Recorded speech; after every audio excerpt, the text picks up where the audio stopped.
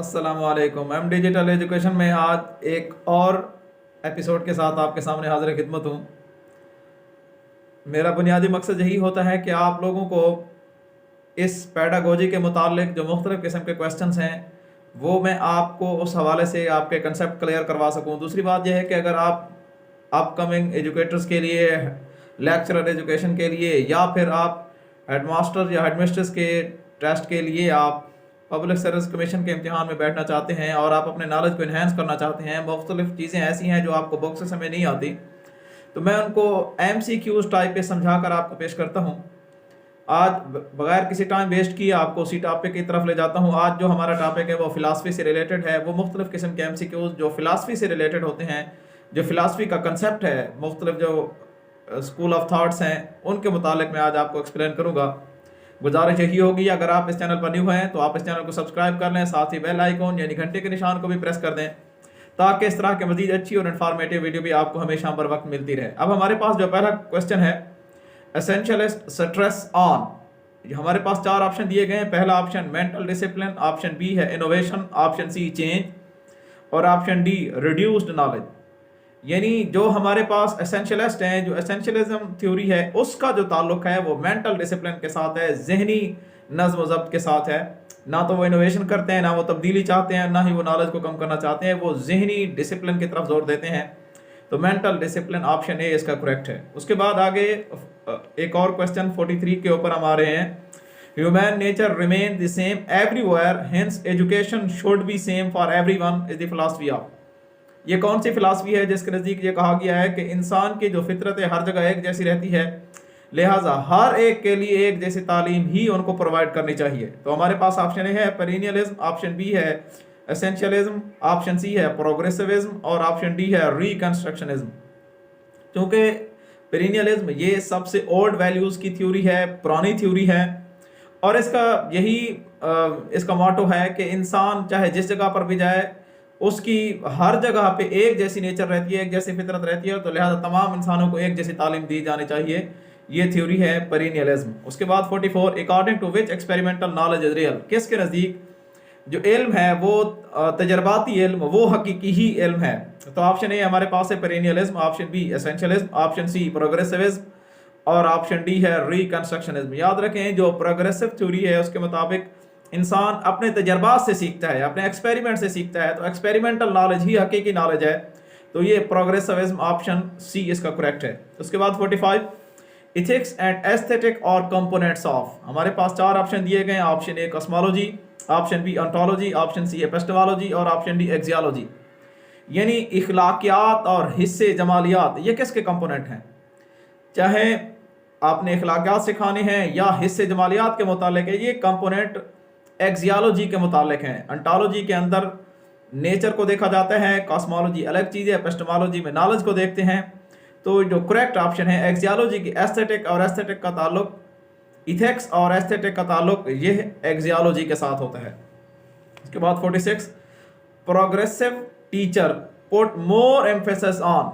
यानी जिस टीचर का ताल्लुक प्रोग्रेसिविज्म के साथ हो, वो उस फिलासफी के ऊपर बिलीव करता हो, तो उसका जो फोकस है, जो एम्फेसिस है, जो उसका स्ट्रेस होगी, जो जोर होगा, वो किस चीज़ के ऊपर होगा? तो ऑप्शन हमारे पास है, option A abstract ideas, option B practical education, option C theoretical concept, option D methods.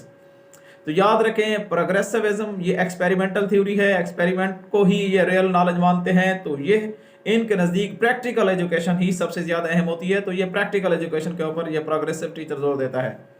उसके बाद 47, the curriculum will be child centre if teacher is. यानी चाइल्ड सेंटर करिकुलम किस फिलासफी के नज़दीक होता है कि बच्चा जिस तरह चाहे, जैसे चाहे वो नॉलेज हासिल कर सकता है, तो ऐसे नॉलेज को, ऐसे करिकुलम को चाइल्ड सेंटर करिकुलम कहा जाता है। तो चाइल्ड सेंटर करिकुलम किस में होगा अगर टीचर कौन सी फिलासफी के ऊपर बिलीव करता हो? ऑप्शन ए हमारे पास realist, option B perennialist, option C progressivist और ऑप्शन डी एसेंशियलिस्ट। याद रखें, प्रोग्रेसिव थ्योरी ये एक्सपेरिमेंटल नॉलेज पे बिलीव करती है और यही कहती है कि बच्चों को आज़ादी दी जाए, वो कि जिस तरह से पढ़ना चाहते हैं। तो अगर चाइल्ड सेंटर है, यानी सब कुछ बच्चे के गिर्द ही घूम रहा है, बच्चे ने ही फैसला करना है, तो ये प्रोग्रेसिव थ्योरी से रिलेट करने वाला टीचर वो चाइल्ड सेंटर्ड होता है। उसके बाद 48, learning should be directly related to the interest of child according to. अब फिर वही बात दोबारा से मुख्तलिफ जाविये के साथ आ गई कि अगर एक बच्चे के दिलचस्पी के मुतालिक जिस तरह बच्चा चाहता है उसी के मुतालिक उसको सिखाया जाए, उसी के मुतालिक उसको बताया जाए, तो ये कौन सी थ्योरी कहती है?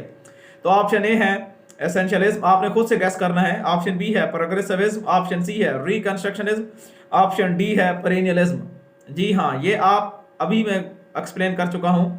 जो प्रोग्रेसिविस्ट हैं वो चाइल्ड सेंटर्ड होते हैं, वो बच्चे की ख्वाहिशात के मुताबिक उसको पढ़ाने की विश रखते हैं, उसका वही स्कूल ऑफ थॉट्स है।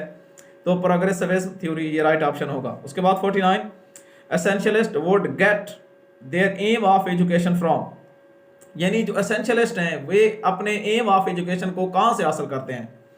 तो ऑप्शन ए है great books, option B student interest, option C religion, option D tradition. Essentialist जो है ये रिवायात से अपने इल्म को हासिल करते हैं, ट्रेडिशन से हासिल करते हैं।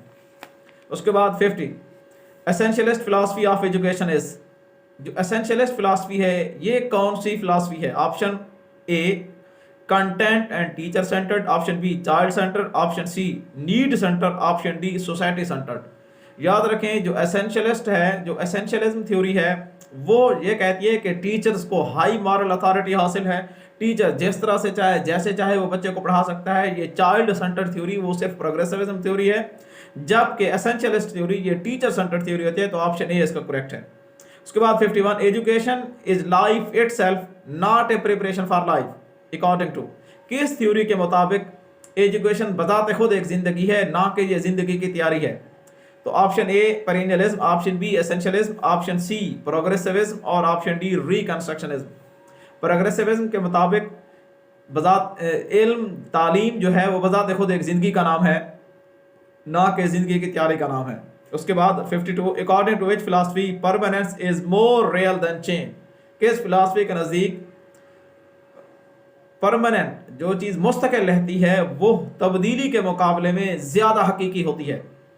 Option A perennialism, option B essentialism, option C progressivism और ऑप्शन डी है हमारे पास रिकंस्ट्रक्शनिज्म। याद रखें जो पेरेनियलिस्ट हैं ये ओल्ड ट्रेडिशंस के ऊपर बिलीव करते हैं और इनका यही नज़रिया है कि हर चीज़ मुस्तकिल कायम रहती है, नॉलेज तब्दील नहीं होता रहता। तो ये पेरेनियलिज्म थ्योरी के मुताबिक जो परमानेंट चीज़ें हैं वो ज़्यादा हकीकी हैं बनिस्बत तब्दीली के। उसके बाद 53 perennialism is an educational philosophy of, option A new values, option B old values, option C future values और option D old and new values.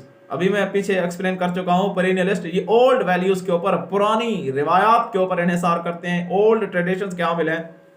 उसके बाद 54 the objective of education comes from, तालीम के एजुकेशन के objectives कहाँ से हासिल किए जाते हैं? ये बहुत दफ़ा क्वेश्चन रिपीट हुआ है। नंबर ए फिलासफी से, नंबर 2 साइकोलॉजी से, नंबर 3 करिकुलम से, नंबर 4 सोशियोलॉजी से। याद रखें ऑब्जेक्टिव ऑफ एजुकेशन तालीम के मकासद का जो हुसूल है वो उसकी फिलासफी से हासिल होता है। उसके बाद 55 sociological AIIMS of education includes, education का जो माशरती एम्स हैं वो कहाँ से हासिल होते हैं? Number A cultural growth, number B skills, number C dutifulness और नंबर उसके बाद D all of the above. याद रखें जब जो सोशियोलॉजिकल एम्स होते हैं तालीम के वो इन तमाम स्किल्स, उसका मतलब यही होता है कि बच्चे हमारे हुनर सीखें, वो उनके कल्चर की ग्रोथ हो, यानी हम जो कल्चर आगे अडॉप्ट कर रहे हैं यही कल्चर आगे चले और वो उनके अंदर एहसास जिम्मेदारी पैदा हो, उनके अंदर ड्यूटीफुलनेस हो, वो बाकायदा हो, रेगुलर हो। तो ये सारी चीज़ें सोशियोलॉजिकल एम्स ऑफ एजुकेशन के अंदर आती हैं।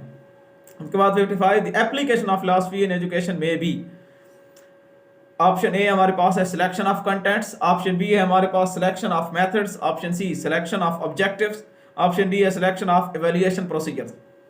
फिलॉसफी का जो लागू करना है, इसको अप्लाई करना है, वो सिलेक्शन ऑफ ऑब्जेक्टिव्स के लिए होता है। ऑप्शन सी करेक्ट है। उसके बाद आगे हमारे पास 57 पे philosophy and education are two sides of coin. ये बात किसने कही थी कि एक ही सिक्के के दो रुख हैं, तालीम और फिलॉसफी? ये कौन से मशहूर फिलासफर ने ये बात की थी? ऑप्शन ए है हमारे पास John Dewey, option B Rousseau और ऑप्शन सी है हमारे पास जेम्स और ऑप्शन डी है कैंट। जी ये रोस ने ये बात कही थी कि तालीम और फिलॉसफी एक ही सिक्के के दो रुख हैं। उसके बाद आ गए हमारे पास an important question of philosophy is, philosophy का सबसे अहम क्वेश्चन क्या होता है? फिलासफी का अहम तरीन question, option A what is education, option B what is curriculum, option C what is curiosity और option D what is universe. Philosophy का अहम तरीन क्वेश्चन यही है कि कायनात होती क्या है, ये अहम तरीन क्वेश्चन है उसका।